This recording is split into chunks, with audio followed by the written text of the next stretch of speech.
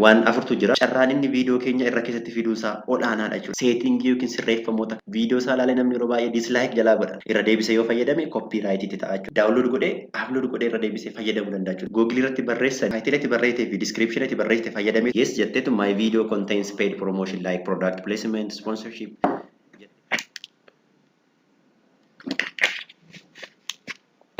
Jirra jirtuu kabajamtootaa fi hordoftoota lammii shootuuf nageenya waaqayyoo bakka jirtan hundatti sinaa qaqqabu jechaa akkuma beekamu lammii shootuu irratti seetingii yookiin sirreeffama YouTube chaanalii walii wal qabatan paartiitiin akka isin dhiyeessu waadaa isin seeneen ture.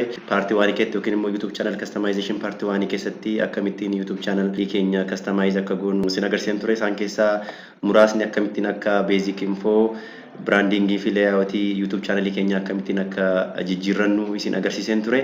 Isa taansee immoo akkamittiin akka YouTube channel keenya irratti viidiyoo tokkootiin viidiyoo biraa akkamittiin akka promote gochuu dandeenyu indiskiriinii fi yookiin immoo kaarriitiin isin agarsiisan ture. Har'a immoo sirreeffama YouTube channel walii wal qabatan sadaffaa keessatti immoo akkamittiin akka viidiyoo upload goone viidiyoo upload gochuu qofaa miti.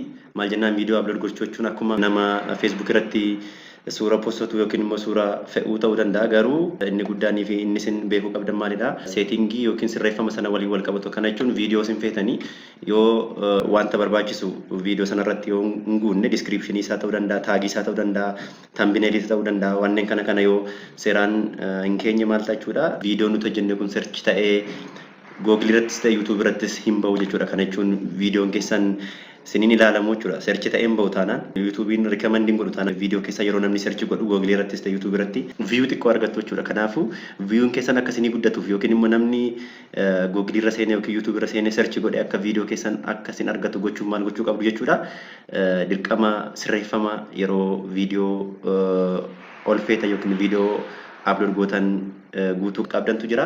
Kanaaf kallattiimaan gara sanaatti deema jechuudha. Jalqabatti maal goona? YouTube channel keenya keesseenna. Kun waan iseenira lammii YouTube keesseenira. Sanaan booda maal godha? Create kan jettu jirti. Isheetti gaafan bu'u.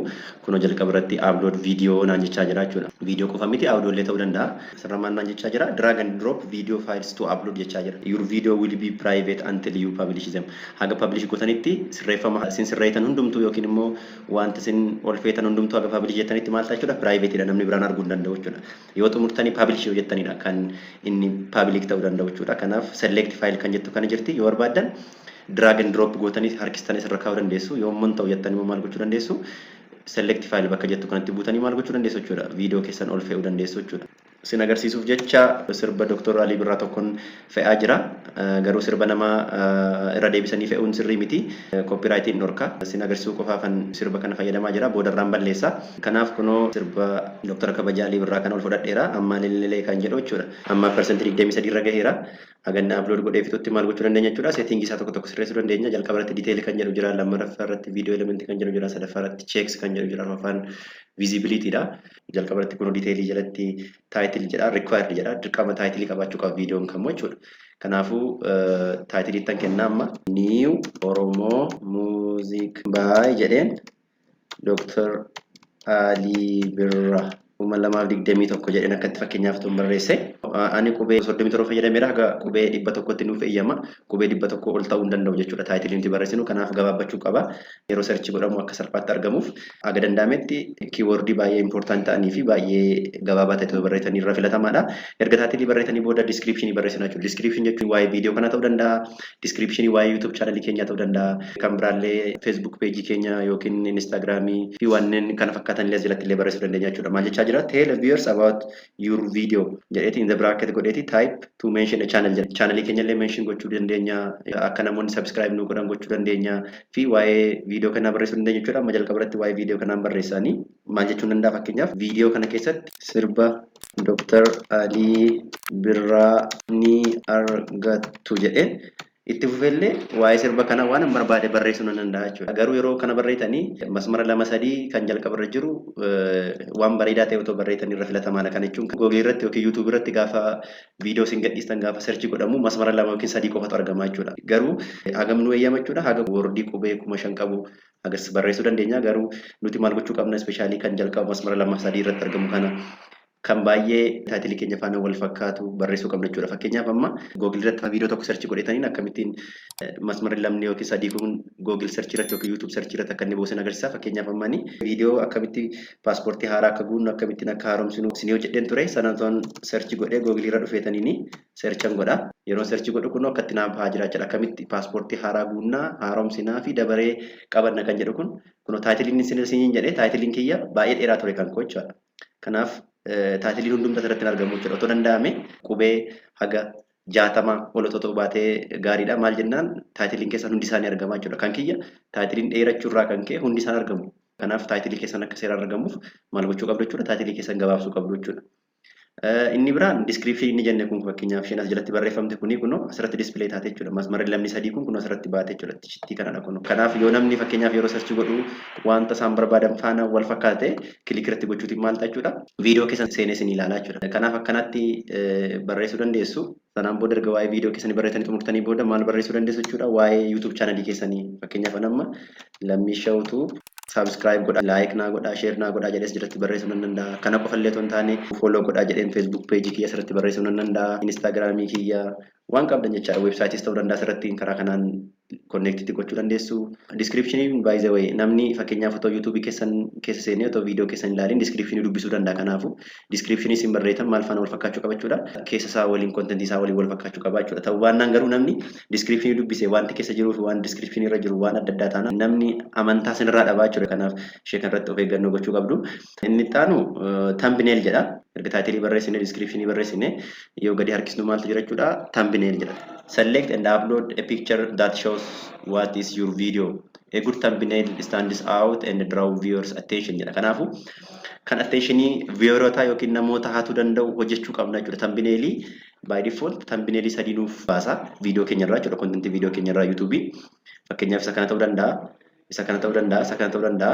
Yoo fakkeenyaaf isa kana gochuu barbaanne ishee kanatti okay jennee sanaan booda thumbnailiin kun irra oolaa jechuudha. Garuu immoo lakkanaan barbaadu kan biraan godhadha yookiin immoo thumbnailiin asirra jiru kun viidiyoo kiyya seeraan naa ibsuu hin danda'u yookiin immoo attentionii ilaaltota koo hatuu hin danda'u yoo itti amante immoo maal goota jechuudha. Thumbnailii mataa kee qopheessite sanaan booda upload goota jechuudha. Kun bakki ishee kan jechaadha. Upload thumbnailii bakkaan jedhu jira. Fakkeenyaaf upload kan jedhu kanatti bu'eetaniini suura barbaade kun akkatti suura natti tole irra kaawwachuu ni danda'a jechuudha. Yoo jijjiiruu barbaadan immoo kun kanatti buutanii change jettanii thumbnailii barbaadan thumbnailii kan biraa irra godhachuu dandeessu jechuudha. Erga thumbnailii keessan jijjiirtanii booda maaltu dhuftu playlist dhuftu. Playlist maal jedha? Add your video to one or more playlist jedha. Playlist yoo qabaattan playlist keessatti dabaltu. Kana jechuun fakkeenyaaf amma playlist waa'ee setting YouTube channel qofa kan haasa'u playlist nan qaba. Channel kiyya keessan playlist gaafan jedhu YouTube channel inni setting kan jedhu nan qaba jechuudha.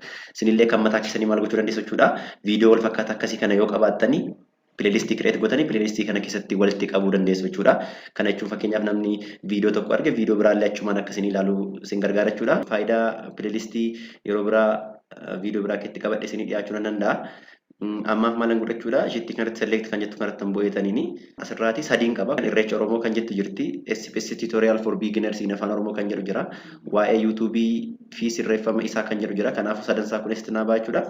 Listii as kanatti naa ba'a jechuudha. Haaraallee create gochuu dandeessu. Diraamaa jedhee fakkeenyaaf amma playlist kan biraallee create gochuu danda'a jechuudha. Kun sirballee yoo qabaattan sirboota afaan Oromoo jettanii create jedha. Sanaan booda kana nama gadhiisaa jiru sirba Dr. Alii Birraa waan ta'eef maal filadha jechuudha. Shittii kana kunuunsa ammaa keessatti sirboota afaan Oromoo kan jettu kana keessatti filadha jechuudha. Sanaan booda danan jedha jechuudha. Kunoo playlistii sirboota afaan Oromoo jedhu keessa naa gala jechuudha. Sanaan booda ergan kana godhee booda gara gadiitti audience kan jedhu jira. Is this video made for kids jedha kuni. Settingin isheen kun 2019 kan YouTube itti dabalamtedha. Viidiyoo nuti hojjennu kan ijoollee yoo ta'e yes it is made for kids jenna. Yoo immoo viidiyoo nuti hojjenne kan ijoollee miti yoo ta'e immoo no it is not made for kids jenna jechuudha. Waan ijoollee yoo ta'e waan ijoolleen waan ijoollee miti yoo ta'e immoo viidiyoon keenya waan ijoollee miti jenna. Kanaafuu waan amma ijoolleef miti yookiin daa'immaniif miti kana ni create godhe waan ta'eef shittii kana filadha jechuudha. Kana filachuun dirqama yoo kana filanne paartii lammaffaatti nu dabarsu viidiyoo elementiitti nu dabarsu jechuudha. Sanaan booda gadi harkisneeti ammallee maaltu jira show more ka jedhu jira kun shittiin kana show more kun maal jedha paid promotion tags subtitles and more jedha. Kanaafuu settingiin baay'een hafan jiru gara gadi settingoota kan akka nu baasu yoo barbaanne maal goona jechuudha show more kan jettu kanatti buuna. Show more gaafan jedhu settingii baay'ee naa baaseera. Paid promotion kan jedhu jira fakkeenyaaf if you accepted anything of a value from a third party to make your video you must let us know jedha. Yoo fakkeenyaaf amma viidiyoo isin hojjettan qaamni ta'ee sponsor isin godhee qarshii isinii kanfalee yoo viidiyoo kana upload isin gochisiise ta'ee maal gootachuudha YouTube'n yookiin vieweriin beeku waan qabuuf yes jettee ishee kana filachuu qabda jechuudha. Yes jetteetu my video contains paid promotion like product placement, sponsorship jetteeti ishee kana filatta jechuudha. Kanaafuu amma viidiyoon kiyya viidiyoo sponsored ta'e waan hin taaneef ishee kana akkuma jirtu dhiiseen darbaa jechuudha. Selecting godhu. Sanaan booda gad dhufeetanii maal godhaa automatic chapter kan jedhu jira. Allow automatic chapters jedha. Kana jechuun fakkeenyaaf amma yoo viidiyoon hojjenne chapterii qabaate yookiin viidiyoo dheeraa ta'e kutaa yoo qabaate akka YouTube'n automatically divide nu godhu kan gargaarudha isheen kuni. Yeroo garaatti akkamittiin akka chapterii viidiyoo keenyaaf akka create goonu sun agarsiisa jechuudha. Kana jechuun fakkeenyaaf amma viidiyoo sa'aatii tokko qabaanne viidiyoo sa'aatii tokko kun garuu paartii 3-4 yoo qabaate kana chapteriitiin hiruu dandeenya jechuudha. Chapteriitiin irreeti namni kan barbaade qofa chapterii barbaade qofa akka ilaalu gochuu dandeenya jechuudha. Kun akkuma select gootanitti darbitu inni xaanu tag ka jedhu jira jechuudha. Kanaafuu taagiin kuni baay'ee faayidaa qaba searchingiif jechuudha. Taagii qofa illee otoo hin taane taayitiliin, diskiripshinii fi tambineeliin waan afur waan baay'ee barbaachisoo ta'anidha. Maaliif akka viidiyoon kee search ta'ee argamuuf wanneen nu gargaaran keessaa isaan gurguddaan isaan kana jechuudha. Maal jennaan YouTube'n keessa hojii keenya waan hin beekneef maal fayyadama isinitti fakkaata? Taayitilii nuti barreessine fayyadama, diskiripshinii nuti barreessine fayyadama, taagii nuti barreessine fayyadame maal godhachuudha? Namoonni gaafa isaan waa search godhan internetii irratti sanaan recommend godha jechuudha. Kanaaf viidiyoon keessan maal ta'achuudha? Searcheriif yookiin immoo namoota waa search godhu online galanii karaa Google ta'uu danda'a karaa YouTube gaafa isaan search godhan akka jalqaba irratti bo'oo gochiisaa jechuudha. Maal yoo jiraate? Taayitilii sirrii yoo galchine. Kabiraa yoo maal goone diskiripshinii sirrii waa'ee viidiyoo keenyaa yoo barreessine. Inni sadaffaan maalidha? Yoo taagii sirrii waa'ee viidiyoo keenyaa barreessine jechuudha. Kanaafuu taag jechuun fireezii yookiin immoo gaalee barreessina jechuudha as kanatti. Akkuma isinitti hime taayitiliin yookiin immoo mata dureen viidiyoo kiyyaa New Oromoo Music by Dr. Alii Birraa 2021 jedha. Kanaaf fireezii jechoota kana walitti makne kan namni ittiin search godha jennee yaadne asirra galchina jechuudha. Kana jechuun fakkeenyaaf amma namni sirba kana kan inni search godhee argatee naa ilaalu waan hin barbaaduuf ani maal jedheen galchachuudha. New Oromoo Music jedha. Sanaan booda enter gaafan godhu qofaatti naa kaaha. Lammaffaa irratti maal jechuu danda'a? Sirba afaan Oromoo. Sirba afaan Oromoo 2021 jedheen barreessuu nan danda'a. Kan biraan Oromoo Muuziq jechuu nan danda'a. Sirba Oromoo jechuu nan danda'a. Afaan Oromoo jechuu nan danda'a. Muuziqaa afaan Oromoo jechuu nan danda'a. Kana qofa illee otoo hin taane namoonni maqaa artistiitiin illee searchii waan gochuu danda'aniif Dr. Alii Birraa jechuu nan danda'a. Alii Birraa jechuu nan danda'a. Artistii Alii Birraa jechuu nan danda'a. Kanaaf akkasitti yoo fakkeenyaaf namoonni jechoota amma asirratti galche kana yookiin taagii asirratti galche kana inni Oromoo Muuziq, sirba afaan Oromoo, Oromoo Muuziq warra galche kana yoo namoonni Google irratti barreessanii maal godhachuudha? Carraan inni viidiyoo keenya irra keessatti fiduusaa olaanaadha jechuudha. Kanaafuu YouTube'n maal fayyadama gabaabumatti? Taagii ati barreessite, taayitilii ati barreessitee fi diskiripshinii ati barreessite fayyadameetu maal godhachuudha? Top rank akkasii ta'u godha jechuudha. Yookiin immoo gaafa namoonni search godhanii irra keessatti akkasii bahu godha jechuudha. Kanaafuu yeroo taagii barreessan of eeggannoo guddaa gochuu qabdu. Sentensii yookiin immoo hima dheeraa barreessuu hin qabdanii. Kanaafuu walumaa galatti namoonni jechoota anas irratti barreesse kana gaafa isaan fayyadamanii Google irras ta'e YouTube irra search godhan jechuudha. Maal jechuudha? Carraan viidiyoon kun isaaniif dhufuusaa olaanaadha jechuudha. Itti yaadne kan kontentii keenya faana wal fakkaatu yookiin immoo namni ittiin search godhee nu argachuu danda'a jennee yaadne asirratti barreessina jechuudha. Erga taagii barreessine gadi dhufneetu language and caption certification jedha. Select your video language and if you need caption certification jedha. Video language ishee kanarratti gaafan okay jedhu. Viidiyoon yookiin sirbi amma ani gadhiisaa jiru kun sirba afaan Oromootiin hojjetame kanaafuu afaan Oromoo yookiin Oromoo kan jedhu barbaadetanii as keessaati ishee filadhachuudha kunooti Oromooni. Carraan namoonni gaafa afaan Oromootiin waan afaan Oromoo search godhanii carraan viidiyoo koollee isaaniif dhufullee hin jiraata jechuudha. Kanaaf afaan ittiin viidiyoon sun ittiin hojjetame otoo galchitanii baay'ee bareedaa ta'a. Erga kana galchitanii booda maal gootu gad dhuftaniiti recording date and location jedha. Bakka itti waraabdanii fi sa'aatii itti waraabdan galchuu ni dandeessu jechuudha. Kunillee searchingiif gargaaruu danda'a.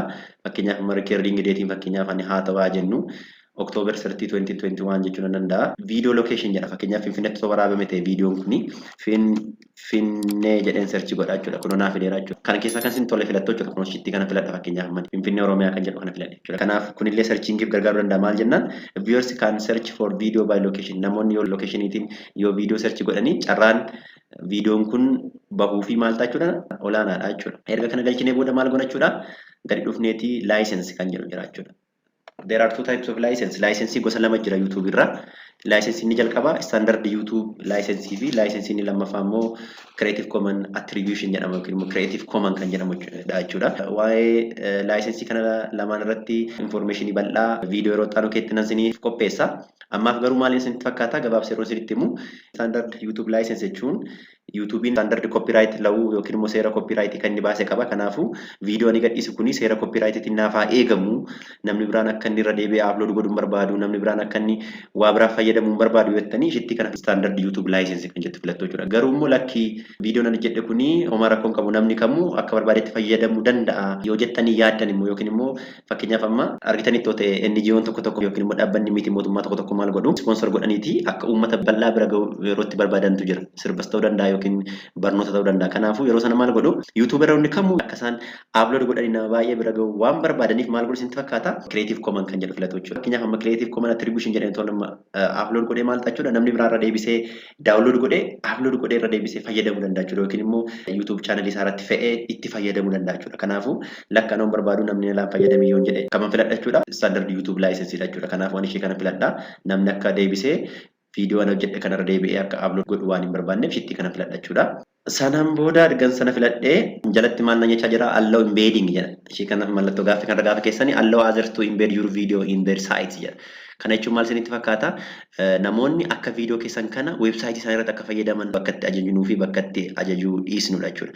Fakkeenyaaf amma allow embedding yoon jedhee namoonni weebsaayitii mataa isaanii qabanii weebsaayitii isaanii irratti viidiyoo keenya kana fudhatanii irratti fayyadamuu jechuudha. Kana jechuun akka namni weebsaayitii isaa irratti viidiyoo fayyadamu weebsaayitii isaa irratti fayyadama.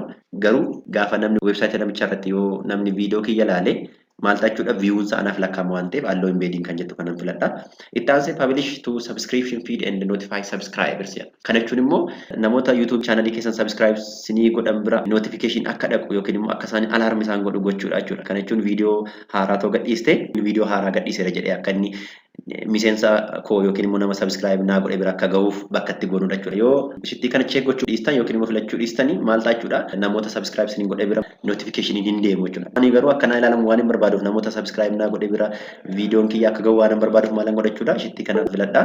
Ergan sana filadhee booda maal jedhaa short sampling kan jedhu jira. Kana jechuun maal jechuudha namoonni viidiyoo ani gadhiisu kanarraati xiqqoo ishee muranii akka fayyadamaniif bakka itti ajajuudha jechuudha. Hundasaa fayyadamu otoo hin taane yookiin immoo guutummaa isaa fayyadamu otoo hin taane muranii reaction irratti jechuu akka isaan danda'an yookiin immoo muranii akka isaan itti fayyadaman bakka itti ajajuudha jechuudha. Yoon ani ishee kana check godhe xiqqoo ishee otoo hin baay'atiin viidiyoo kiyya kanarraa fudhatee ofiisaa fayyadamuu danda'a jechuudha. Garuu yoon ishee kanaan check gochuu baadhe maal jechuudha waan tokkollee saampilii tokkollee viidiyoo koorraa xiqqoo ishee kuteellee irraa fayyadamuu hin danda'u jechuudha. Waan viidiyoo koorra jiru irra deebisee yoo fayyadame copyright ta'a jechuudha. Garuu ani namni reactionis ta'uu danda'a waan barbaadeef saampilii xiqqoo ishee fudhatee waan barbaade akka itti hojjetu waan hin barbaaduuf ani maalan godha allow people to sample this content. Inni xaanu kunooti akkuma argitanii category jedha jechuudha. Add your video to a category so viewers can find it more easily jedha. Category gara 8tu jira. Education jira, pet and animals jira, sport jira, travels and event jira, gaming, people and blogs, comedy, entertainment, how to and style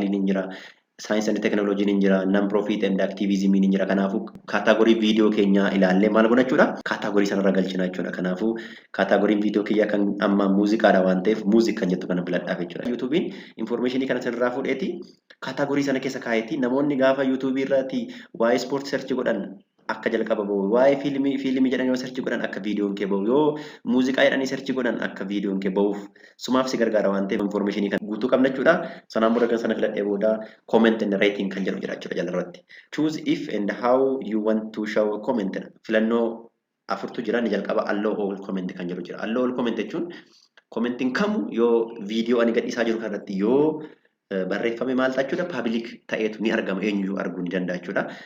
Hold potentially inappropriate comment for reviews jedha. Kana jechuun YouTube maal godha jechuudha commentii barbaachisoo hin taane qabateeti maal godha nuti immoo ilaalleeti review gooneeti yoo commentiin kun akka public ta'u yoo barbaanne hin filanna yoo barbaannu ta'e immoo akka inni public hin goone gochuu dandeenya jechuudha yookiin immoo hold all comment for review jechuu dandeenya. Commentiin tokko illee akka hin argamne YouTube kiyya irraati garuu eeggannan ilaalee sana booda akka inni display ta'u yoo barbaade maalan filadha jechuudha hold all comment for review yoo commentii ani barbaadudha ta'e akka inni display naatu yoo barbaadu ta'e immoo akka inni achumaan hafu bakka itti gochiisudha jechuudha.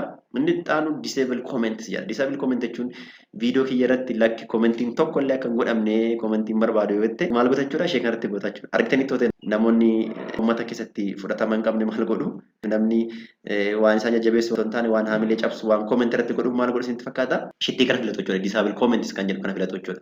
Ani garuu namni kamuu commentii barbaade akkanaa kennu waan hin barbaadeef shittii kana filadha jechuudha. Allow all comment kan jettu filadha. Kun akkamittiin akka commentiin sun display ta'uudha. Ishee kan akka barbaadetti filachuu dandeessu. Sanaan booda dhumarratti maaltu jira show how many viewers like and dislike this video jedha. Kana jechuun nama meeqatu viidiyoo kana like fi dislike akka godhillee agarsiisuu dandeenya jedha. Kunillee isa kana faana wal fakkaata. Namoonni yeroo baay'ee isinitti uummata keessatti fudhatama hin qabne maal godhu isinitti fakkaata. Viidiyoo isaa ilaalee namni yeroo baay'ee dislike jalaa godha. Like otoo hin taane dislike waan jalaa godhuuf maal godhu? Sana dhoksuuf jedhanii maal godhu isinitti fakkaata. Shittii kana filatu jechuudha. Yoon garuu kana filadhe hin agarsiisa jechuudha. Viidiyoon kiyya hammamtu like akka godhee fi hammamtu dislike akka godhe eenyuyyuu arguu danda'a jechuudha. Garuu nama barbaadu lakkii yoon jedhamu ishee kana asirratti balleessuu ni danda'a jechuudha. Ani garuu akka viidiyoon kiyya like fi dislike hagam akka qabu viidiyoon kiyya akka argamu waan hin barbaadu ishee kana filadha.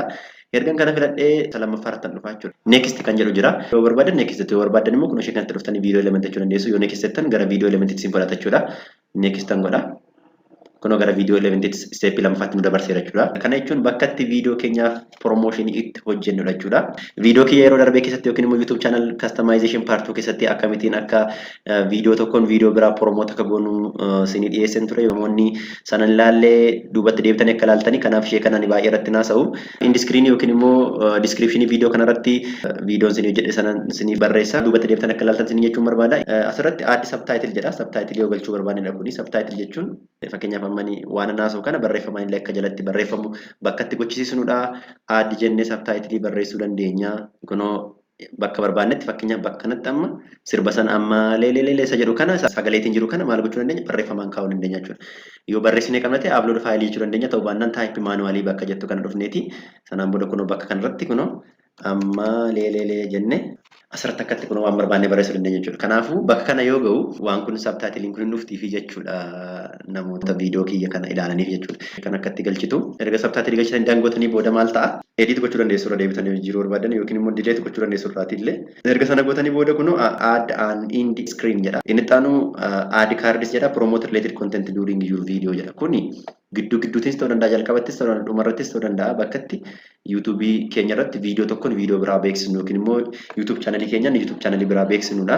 Inni kun jalqabaa gadhumaa ta'uu danda'a. Inni kun garuu dhumarrattidha. Akkuma maqaan isaa ibsu end screen irratti yookiin immoo dhuma viidiyoo irratti bakka itti beeksisa yookiin immoo viidiyoo tokkoon viidiyoo biraa yookiin immoo viidiyoo keenyaan YouTube channel biraa yookiin immoo viidiyoo keenyaan playlistii itti beeksisnu jechuudha. Akkuma isinitti hime ishee kanaa fi ishee kana duubatti deebi'aatii viidiyoo isin jedheera viidiyoo sana akka ilaaltan isin affeera jechuudha. Kanaaf kanarratti baay'ee naasa'u. Kan amma import from video jedhetaniini fakkeenyaaf kunoo kana galcheeranii sanaan morgan kana galchee booda maalan godha seevan jedha. Kunoo right naa godheera galeera jechuudha. Add card kan jedhu kanallee kaardii dabaluu dandeessu. Fakkeenyaaf viidiyoo filadheetaniini viidiyoon kun achirratti akka display naa godhu barbaade kunoo ishee kana ta'uu barbaade ishee kanan galchaa jechuudha. Kunoo viidiyoo biraallee dabaluu dandeessu. Sana erga xumurtanii booda save jettu ergan kana xumuree booda maalan jedha isinitti fakkaata next kan jedha yookiin immoo dhufeen kanatti bu'aa jechuudha. Next gaafa jedhu gara cheekiitti na fidaa jechuudha. Kunoo cheekiin kun maal isinitti fakkaata? We will check your video for issues that may restrict its visibility and then you will have the opportunity to fix the issue before publishing your video jedha. Kana jechuun yoo viidiyoon itti gadhiisne kun copyright qabaate viidiyoo namaa yoo ta'e maal nu jedha jechuudha. YouTubein viidiyoon kun kan kee miti seera copyright cabsiteetta kan nama fayyadamaa jirta yookiin eeyyama nama sanarraa fidii jedheeti maal nutti himachuudha message nu barreessaa jechuudha. Amma garuu maal jecha no issue found jedha.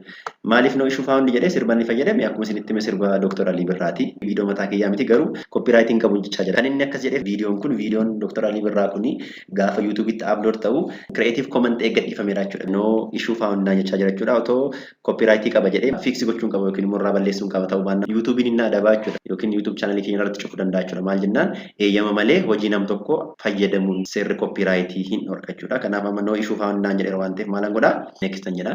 Dhumarratti maaltu naa dhufa visibility kan jedhutti naa dhufa jechuudha. Visibility jechuun immoo choose when to publish and who can see your video jedha. Bakka kanatti immoo maal godha jechuudha. Eenyutu akka viidiyoo keenya ilaaluu fi yoom akka viidiyoon keenya publish yookiin immoo online akka ta'u bakka itti goonudha jechuudha. Visibility gosa sadii qabna. Inni jalqaba private jedha. Private jechuun only you and the people you choose can watch your video jedha. Kanaafuu nuufi nama nuti filanne qofatu viidiyoo nuti gadhiisaa jirru kana argachuudha. Yoo maal goone yoo private goone jechuudha. Kanaaf viidiyoon keenya nama biraatiin nu ilaalamu jechuudha. Unlisted taanaan immoo anyone with video link can watch your video jedha. Kana jechuun fakkeenyaaf osoo namni linkii viidiyoo kanaa kun osoo linkitti ishee kana otoo koppii godhee someone exiif yookiin nama ta'eef otoo ergee namni sun ilaaluu danda'a. Anillee ilaaluu nan danda'a. Garuu namni biraan namoonni linkii kana harkarraa hin qabne yookiin immoo namni ani linkii kana erginee fi maal ta'uu danda'u jechuudha. Viidiyoo ani gadhiisaa jiru kan arguu hin danda'u. Yoo maal ta'e jechuudha yoo unlisted ta'e jechuudha. Kanaafuu unlisted illee gochuu hin qabnu jechuudha. Viidiyoon keenya akka nu ilaalamu barbaada taanaan maal gochuu qabna? Public gochuu qabna. Public yeroo ta'u maal ta'a?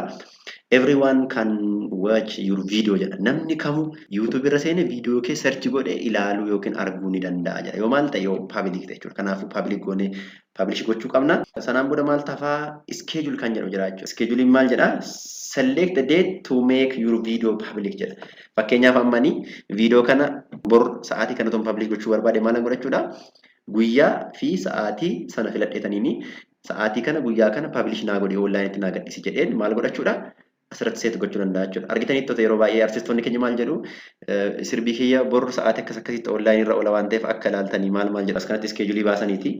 Sa'aatii kana guutuu guyyaa ishee guutuu sanaan booda seef yoo jedhan maal ta'achuudha guyyaa guutame kanatti viidiyoon kun maal ta'achuudha qilleensa irra oolaa jechuudha. Kanaafuu iskeejuliin kanadha. Erga kana goonee waan hunduma xumurree irra maal gochuu dandeenya jechuudha. Kunoo publishitti yoo buune maal ta'achuudha qilleensa irra oolaa jechuudha. Garuu otoo publishin godhin dura duubatti deebinee waan barreessineerru yookiin waan guunneerru diiteelii isaa ilaaluu, viidiyoo elementii isaa ilaaluu, copyrightii qabamuu hin qabu jennee ilaaluu, visibility isaa ilaallee erga itti amannee maal goona jechuudha publish goona qilleensa irra oolchina jechuudha. Mee publish godheen sin agarsiisame publish godheera. Akkasittiin kunoo viidiyoo keessan publish gochuu dandeessu as dhuftanii kunoo nama private itti deebisee maal jennaan kan kiyya waan hin taaneef ani private deebisee erga kana goone fakkeenyaaf title isaa jijjiiruu barbaanne yookiin immoo taagii isaa jijjiiruu barbaanne yookiin thumbnail jijjiiruu barbaanne maal goona jechuudha.